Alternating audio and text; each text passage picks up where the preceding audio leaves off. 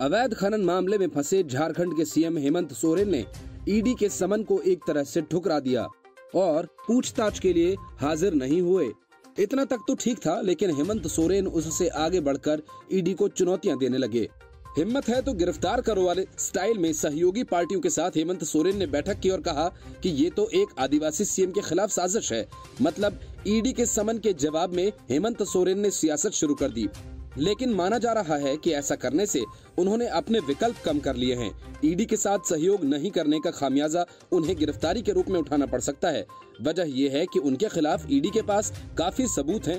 हेमंत की जो स्थिति है, कुछ वैसी ही स्थिति अनिल देशमुख के साथ भी थी।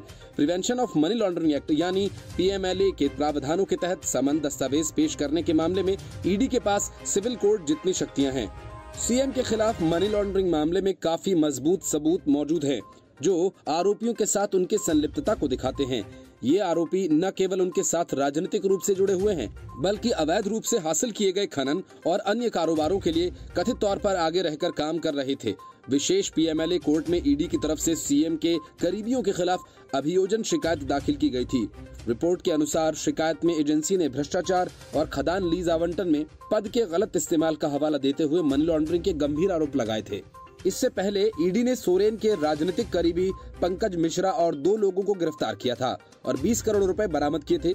एजेंसी ने ये दावा किया था कि ये अपराध की आय का बहुत छोटा हिस्सा है, क्योंकि अवैध खनन का काम 1000 करोड़ रुपए का था। सूत्रों का कहना है कि सीएम सोरेन को तलब करने से पहले एजेंसी ने मनी ट्रेल का पता लगाया है। आरोपियों और गवाहों के बयान भी दर्ज किए गए हैं।